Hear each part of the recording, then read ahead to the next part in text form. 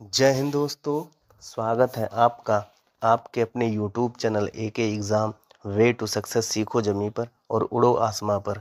दोस्तों, जैसा कि आप सभी लोगों को पता है कि इस चैनल के माध्यम से आपको यूपी ट्रिपल एस सी व अन्य एग्ज़ाम से संबंधित ऑथेंटिक जानकारी दी जाती है।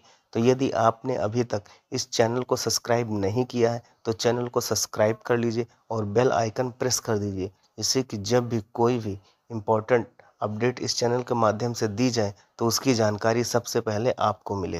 दोस्तों, आज हम इस वीडियो में पॉलिटी के महत्वपूर्ण संविधान संशोधन को पढ़ेंगे, जो कि यूपी पुलिस कांस्टेबल री एग्ज़ाम और विभिन्न एग्ज़ामों के लिए मोस्ट इम्पॉर्टेंट है। तो यदि आप चैनल पर नए हैं तो चैनल को सब्सक्राइब कर लीजिए और बेल आइकन प्रेस कर दीजिए। दोस्तों, यदि इस वीडियो का आपको फ़ायदा लेना है और आपको संविधान संशोधन याद करने हैं तो वीडियो को बिना स्किप किए हुए पूरा देखिएगा, तभी आपको सारे के सारे संविधान संशोधन याद होंगे, अन्यथा संविधान संशोधन आपको याद नहीं होंगे। चलिए अब इम्पॉर्टेंट क्वेश्चंस को हम देखते हैं और अपने वीडियो को कंटिन्यू करते हैं। शुरुआत करते हैं हम संविधान के पहले संशोधन थे। तो संविधान का पहला संशोधन 1951 में किया गया था और इस संशोधन के द्वारा 9वीं अनुसूची को संविधान में शामिल किया गया था। संविधान का दूसरा संशोधन 1952 में किया गया था और इस संशोधन के द्वारा संसद में राज्यों के प्रतिनिधित्व को निर्धारित किया गया था। अब हम देखते हैं संविधान का 7वां संशोधन, जो कि 1956 में किया गया था। इस संशोधन द्वारा राज्यों का आ, बा, सा और दा वर्गों में विभाजन समाप्त कर उन्हें 14 राज्यों व 6 केंद्र शासित प्रदेशों में विभक्त कर दिया गया था। दोस्तों, पहले राज्यों को आ, बा, सा और दा वर्गों में विभाजित किया गया था। पहले राज्य ABCD कैटेगरी में रखे जाते थे, लेकिन बाद में 1956 में संविधान संशोधन, जो कि 7वां संविधान संशोधन था, करके इसे हटा के राज्यों को 14 राज्यों व 6 केंद्र शासित प्रदेशों में विभक्त कर दिया गया था। अब अगला संविधान संशोधन, जो कि मोस्ट इम्पॉर्टेंट है, 10वां संविधान संशोधन, जो कि 1961 में किया गया था और इस संविधान संशोधन के द्वारा दादर और नागर हवेली को भारतीय संघ में शामिल कर उन्हें संघीय क्षेत्र की स्थिति प्रदान की गई थी। अब अगला संविधान संशोधन, जो कि 12वां संविधान संशोधन है, इसको 1962 में किया गया था और इस संविधान संशोधन के द्वारा गोवा, दमन और दीव को भारतीय संघ में एकीकरण किया गया था। एकीकरण करने का मतलब कि भारतीय संघ में मिलाया गया था 12वें संविधान संशोधन 1962 के द्वारा। अब हम अगला संशोधन देखते हैं, जो कि 13वां संविधान संशोधन है, जो कि 1962 में किया गया था। इस संशोधन के द्वारा एक नया अनुच्छेद 371A जोड़ा गया, जिसमें नागालैंड के प्रशासन के लिए कुछ विशेष प्रावधान किए गए और 1 दिसंबर 1963 को नागालैंड को एक राज्य की स्थिति प्रदान कर दी गई थी। अब अगला संशोधन देखते हैं, जो कि 14वां संशोधन था, जो कि 1963 में किया गया था।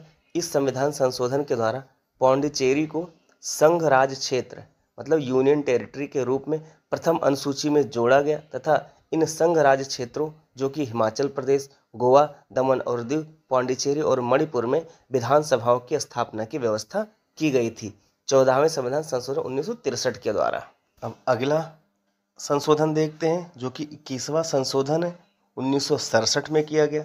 इस संशोधन के द्वारा 8वीं अनुसूची में सिंधी भाषा को जोड़ा गया था। तो 8वीं अनुसूची में सिंधी भाषा को 21वां संविधान संशोधन 1967 के द्वारा जोड़ा गया था। अब अगला संविधान संशोधन देखते हैं, जो कि है 22वां संविधान संशोधन 1968 में जोड़ा गया था। इस संविधान संशोधन के द्वारा संसद को मेघालय को एक स्वतंत्र राज्य के रूप में स्थापित करने तथा उसके लिए विधानमंडल और मंत्रिपरिषद का उपबंध करने की शक्ति प्रदान की गई थी। अगला संशोधन कौन सा है? तो यह 24वां संविधान संशोधन है, जो कि 1971 में किया गया था।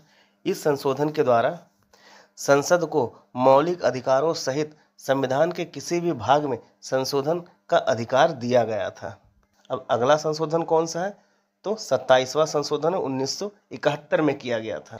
इस संविधान संशोधन के द्वारा उत्तर पूर्वी क्षेत्र के 5 राज्यों तत्कालीन असम, नागालैंड, मेघालय, मणिपुर व त्रिपुरा तथा 2 संघीय क्षेत्रों मिजोरम और अरुणाचल प्रदेश का गठन किया गया तथा इनमें समन्वय और सहयोग के लिए एक पूर्वोत्तर सीमांत परिषद की स्थापना की गई थी।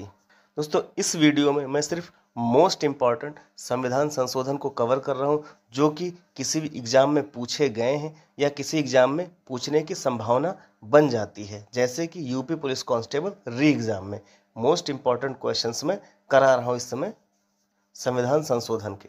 अगला संविधान संशोधन जो कि है 31वां संविधान संशोधन 1974 में किया गया था।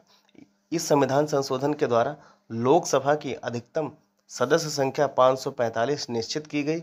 इनमें से 543 निर्वाचित व 2 राष्ट्रपति द्वारा मनोनीत होंगे, ऐसा प्रावधान किया गया था।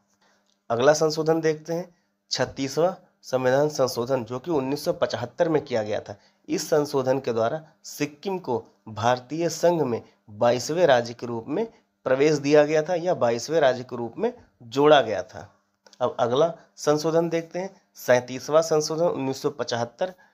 इस संशोधन के द्वारा अरुणाचल प्रदेश में व्यवस्थापिका तथा मंत्रिपरिषद की स्थापना की गई थी। अब अगला संविधान संशोधन देखते हैं 42वां संविधान संशोधन 1976 जो कि मोस्ट इम्पॉर्टेंट संविधान संशोधन है। इसे हम लघु संविधान के रूप में भी जानते हैं। चलिए अब हम देख लेते हैं कि इस संविधान संशोधन के द्वारा कौन कौन से कार्य किए गए। तो पहला, इसके द्वारा संविधान की प्रस्तावना में धर्मनिरपेक्ष, समाजवादी और अखंडता शब्द जोड़े गए। दूसरा, इसके द्वारा अधिकारों के साथ साथ कर्तव्यों की व्यवस्था करते हुए नागरिकों के 10 मूल कर्तव्य निश्चित किए गए। अगला, लोकसभा तथा विधानसभाओं के कार्यकाल में एक वर्ष की वृद्धि की गई। नेक्स्ट पॉइंट क्या, नीति निर्देशक तत्वों में कुछ नवीन तत्व जोड़े गए। अगला पॉइंट, इसके द्वारा शिक्षा, नापतोल, वन और जंगली जानवर तथा पक्षियों की रक्षा ये विषय राज्य सूची से निकालकर समवर्ती सूची में रख दिए गए। अगला पॉइंट क्या जोड़ा गया था, यह व्यवस्था की गई कि अनुच्छेद 352 के अंतर्गत आपातकाल संपूर्ण देश में लागू किया जा सकता है या देश के किसी एक या कुछ भागों के लिए लागू किया जा सकता है। अगला पॉइंट क्या जोड़ा गया था, संसद द्वारा किए गए संविधान संशोधन को न्यायालय में चुनौती देने से वर्जित कर दिया गया, ये भी जोड़ा गया था 42वें संविधान संशोधन 1976 के द्वारा। अब अगला संशोधन देखते हैं जो कि ये भी मोस्ट इम्पॉर्टेंट संविधान संशोधन है। 44वां संविधान संशोधन 1978 में जोड़ा गया। अब इसके द्वारा क्या क्या पॉइंट जोड़े गए संविधान में वो देख लेते हैं।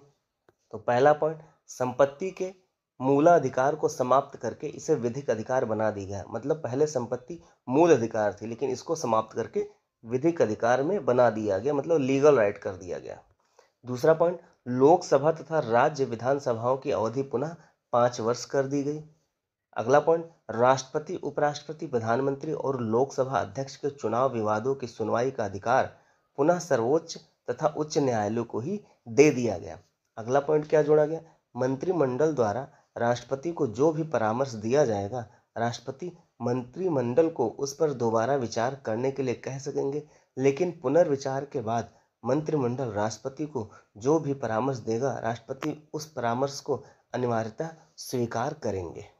अगला पॉइंट क्या जोड़ा गया, व्यक्ति के जीवन और स्वतंत्रता के अधिकार को शासन के द्वारा आपातकाल में भी स्थगित या सीमित नहीं किया जा सकता, ये पॉइंट भी जोड़ा गया था 44वें संविधान संशोधन 1978 के द्वारा।